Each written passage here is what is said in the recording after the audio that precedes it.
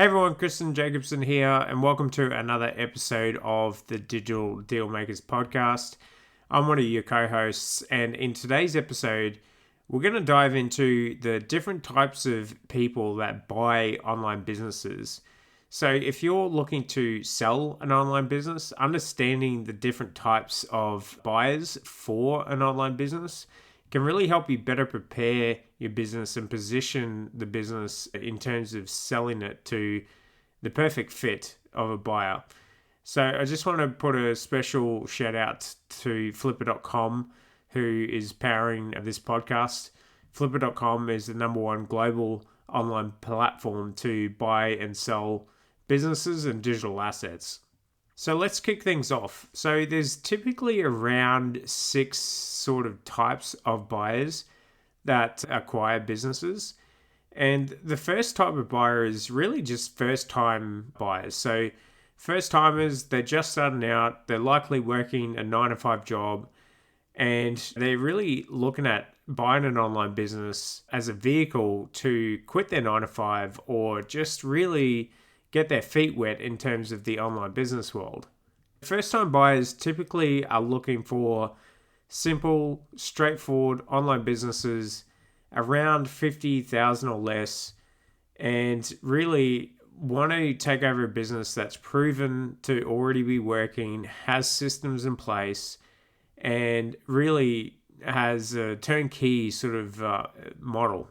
The reasons why they looking to buy a business like this is they really essentially want an easy entry or a simple entry into the online business world without complexities and without having to have a lot of specialized knowledge in that sense. They're really looking for businesses that have well-developed systems and procedures, essentially run on autopilot. They're typically looking for some level of post-sale support from the seller over a period of 2 to 3 months, just to make sure that they know how to operate the business and understand the business operations. Typically, they're looking at a drop shipping business or a content business whereby there's not any inventory to manage and there's not a lot of heavy involvement in terms of the technicalities of actually operating the business. They're really looking for a business that has proven processes and systems and that they're confident to be able to continue running. Another type of buyer for online businesses is more of the specialized operator. This is someone who actually has a level of experience and expertise in a specific area or a couple of areas, and they really want to buy a business where they can get involved in the day-to-day and really use their skills and expertise in order to either drive value of the business or improve the business overall. Typically, they're looking for businesses that are over 100,000 and have an opportunity to employ their expertise and their skill set in order to drive the business in terms of growth. As an example, a content site that is run by a person that is passionate about the actual category that they're operating the business in, but they don't have a lot of SEO expertise.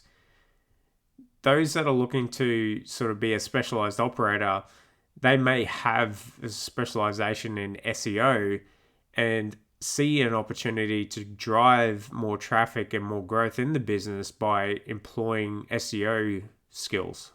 Effectively, why they're looking to buy a business like that is because they see the potential to apply their skills, which can significantly improve the business. So there's an opportunity for them to grow the business in the sense of their skill and expertise, where the seller hasn't been able to do that because they don't have that skill set. So how do you really position a business that could be a good fit for these people? Really, you want to highlight and identify the areas where the business can be improved. So if you're not really great at SEO, or if you have an e-com or dropshipping business, you've been trying paid advertising, but you're not really an expert in that sense, and there's an opportunity to optimize paid advertising for a buyer that has that skill set, that could be a great opportunity. They're typically looking for businesses that have potential to growth in these areas that you may not be as good at. Another category of buyer is what we call the flipper, right? So they're the renovators. Effectively, renovators buy businesses that might be underperforming because there's not that skill set, and they're able to apply their skill set and intend to improve the business over a period of time, usually around 12 to 24 months, and then sell that business for an increased amount of money. These flippers or renovators, they're typically looking for low-hanging fruit that they can quickly optimize. So for example, if someone has a content site and they are missing some critical SEO strategies, or they haven't monetized via display ads, or vice versa, they haven't really optimized the affiliate conversion, then that's something that they can take and buy the business and implement those strategies and run that for a period of 12 to 24 months and then make a profit by selling that business once it's improved. So to really market effectively to these types of buyers, what you really want to do is present the business as a good opportunity with the potential for quick and easy implementation and improvements so that they can drive the value of the business up and be able to make a profit. One thing to note about these types of buyers is that if you are looking to sell to a buyer like this, they're really usually focused on ROI. So they're typically willing to sort of negotiate a little bit tough. And so that's something that you need to be aware of if you are looking to sell a business that has easy ability to implement strategies and increase the value. Another example of typical buyers that are looking to acquire online businesses is the strategic buyer. The strategic buyer generally already has multiple businesses that sort of support each other or align with each other. And they're looking for acquisitions to enhance their main business. So I'll give an example of this. Say, for example, someone has a travel-based business. They would probably look for a content-based business in the travel industry where there's a lot of traffic, users, and community. The strategic acquisition part of it is that if they buy that particular business, they could effectively plug in their products into that site and effectively buy traffic and buy a community that aligns with their main business or what their main business is selling.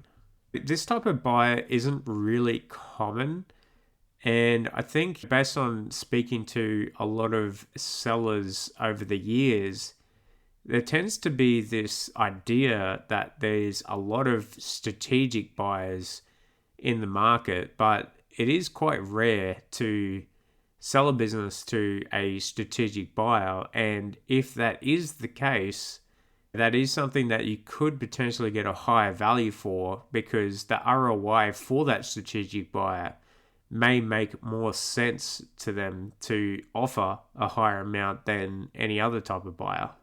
But with that being said, it is quite rare and often isn't the case that you find a strategic buyer. The reasons they're looking to really buy is to leverage synergies between their existing business or businesses by acquiring a specific asset that could really add to the value and the potential for their main businesses. So how do you market to those types of buyers? Well, firstly, you show them how the business can actually really complement and boost their current operations. And you can provide examples of how their main business can help grow your business. But that requires a lot of research and understanding about what their objectives are, what businesses they currently have, and how that would strategically fit into what they're trying to achieve. Now we're going to move more into the investor type buyers that typically look to acquire a business. One version of that is a portfolio buyer. So a portfolio buyer, usually they own a diverse collection of online businesses.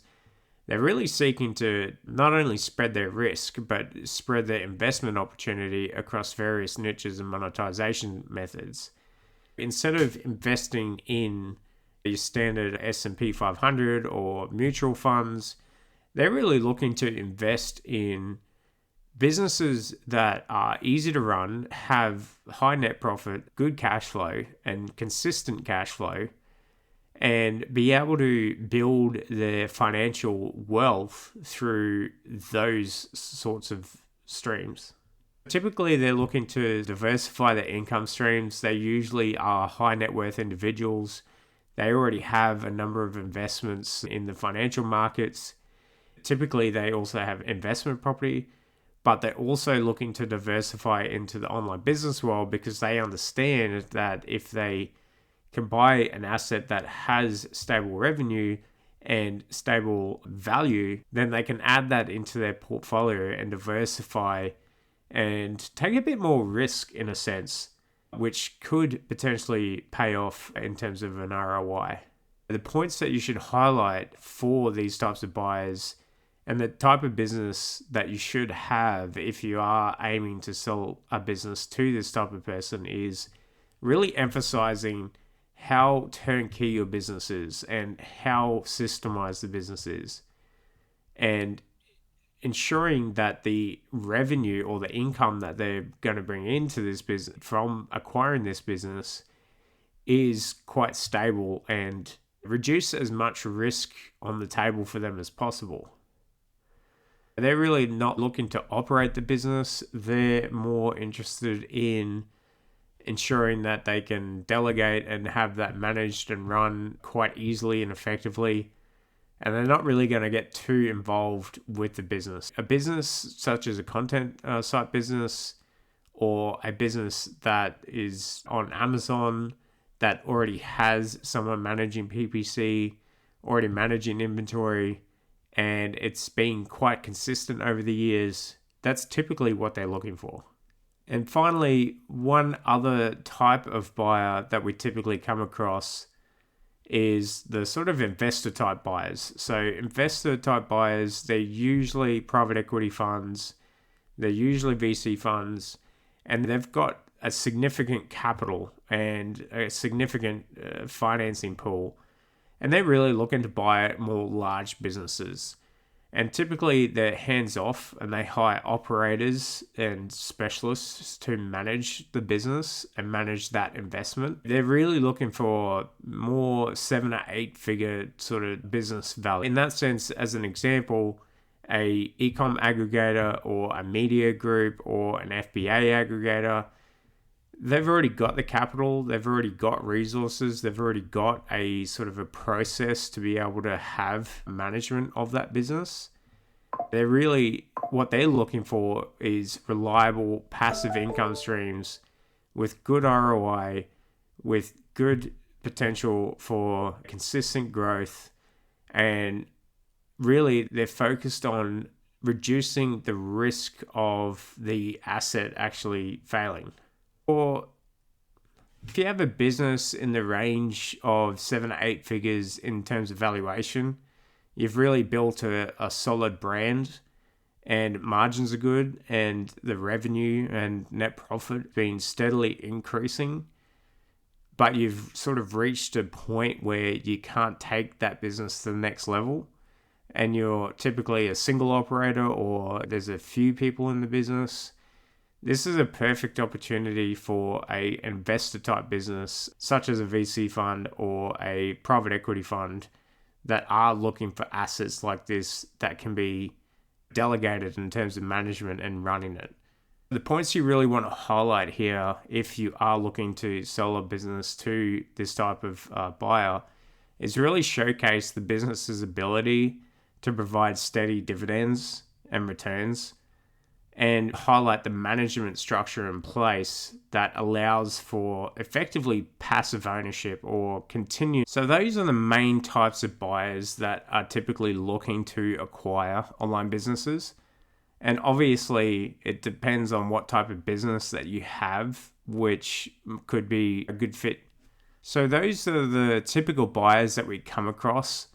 And if you are looking to sell your online business, it's really important to understand what type of business you have and what type of buyer would be a perfect fit for the particular business.